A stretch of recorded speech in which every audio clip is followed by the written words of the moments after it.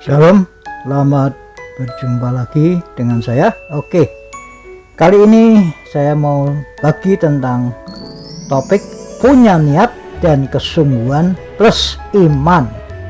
Ya, puji Tuhan Yesus ya. Saya punya murid keyboard itu dari nol. Ya. Lalu baru belajar 3 kali pertemuan kan, 1 minggu 1 kali pertemuan ya, kurang lebih 1 jam. Itu sudah bisa memainkan banyak lagu. Nah, itu sekali lagi ya, semua itu tergantung dari keniatan dan kesungguhan seseorang saja. Sudah, itu modal yang sangat penting, itu 2 hal itu. Kalau orang punya niat dan kesungguhan belajar atau apapun juga, yang penting punya niat dan kesungguhan dalam hal apapun juga, itu pasti bisa dan pasti sukses. Itu pasti ya, tidak bisa tidak ya. Nah, sebaliknya, tapi kalau orang tidak punya niat dan tidak punya kesungguhan, apalagi tidak punya iman, ya nggak bisa. Walaupun dia punya fasilitas, punya segalanya, tapi karena tidak punya niat, tidak punya kesungguhan, tidak punya iman, apalagi sudah. Nah, itu orang itu nggak bisa ya. Dalam segala bidang pasti tidak akan berhasil. Ingat-ingat itu ya. Nah, saya diingatkan oleh seorang penemu lampu pijar, yaitu Thomas Edison ya. Nah, Thomas Edison itu di dalam proses menemukan lampu pijar yang sekarang kita nikmati di dunia ini ya, itu dia dalam menemukan itu, proses menemukan itu kan dia mencoba terus, mencoba dan mencoba.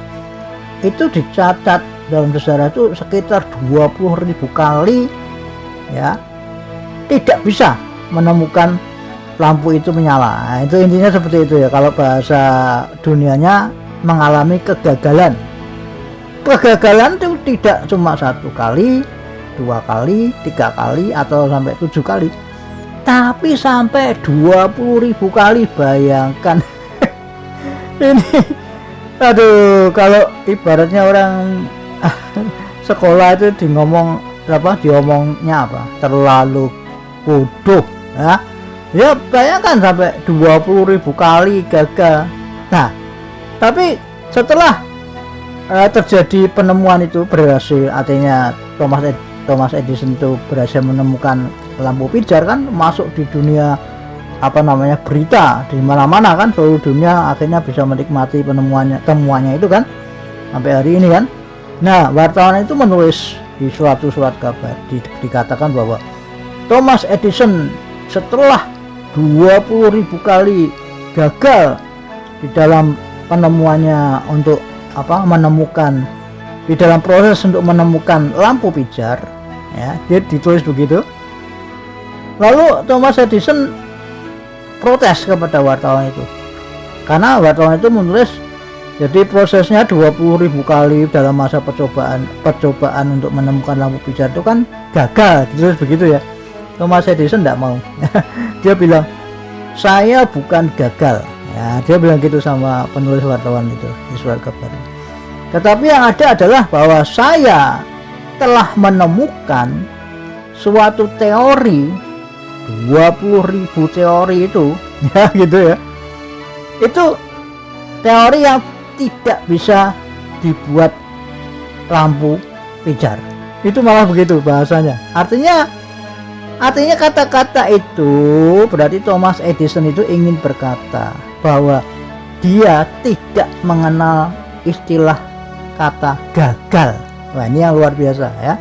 Ingat saudara ya. Ini yang luar biasa. Nah, jadi artinya apa? Kita bisa belajar dari kata-kata Thomas Edison itu ya.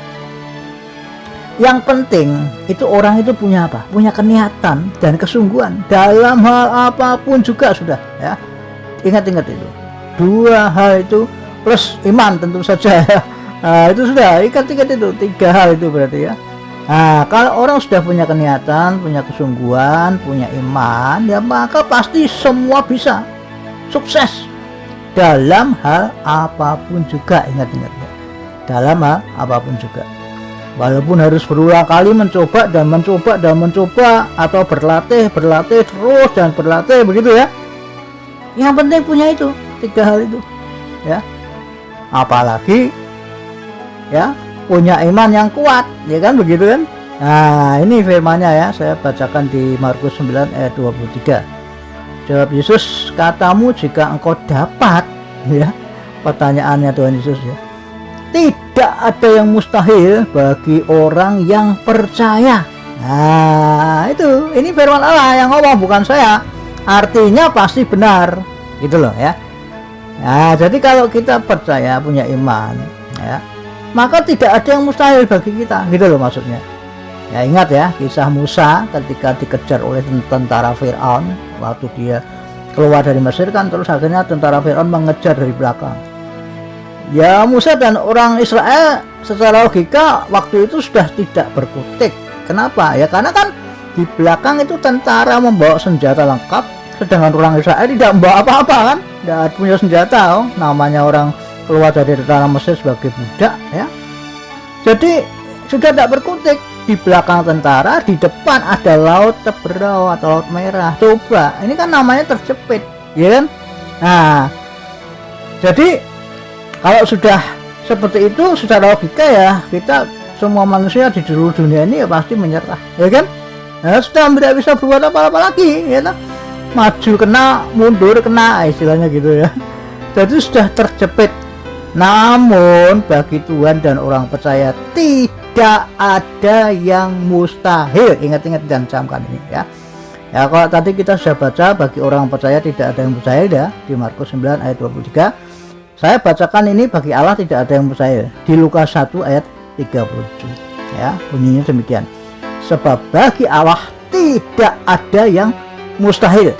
Nah ya, jadi dalam kondisi terjepit waktu itu sudah tidak ada harapan, memang sudah buntu, sudah pokoknya sudah pada ketakutan semua lah orang-orang Israel pada waktu itu ya. Tapi Tuhan Yesus itu bisa membuat mujizat ya, sekalipun dalam kondisi terjepit semacam itu. Akhirnya laut Teberau menjadi kering sehingga orang-orang Israel dapat lari melintasi laut Teberau.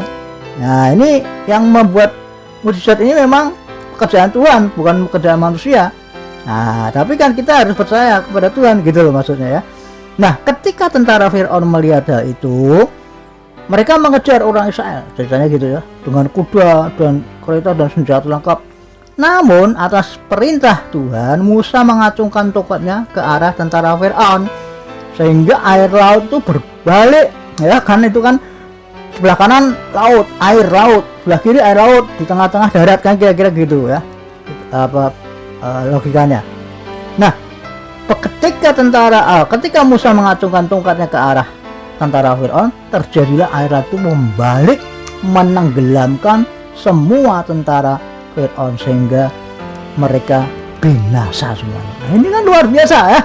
Nah sehingga apa yang terjadi ya jelas, orang-orang Israel bisa bebas dari bahaya maut tentara Firaun maupun dari bahaya laut Teberau. Artinya dalam satu kali kejadian apa itu, Tuhan membuat mujizat dua ya. Yang satu menyelesaikan tentara Firaun, yang kedua menyelesaikan halangan laut Teberau. Selesai, ya kan?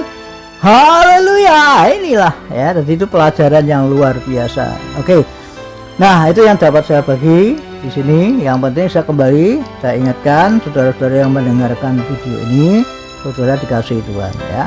Satu, punya niat, punya kesungguhan, punya iman, semua hal pasti bisa. Amin. Tuhan Yesus memberkati.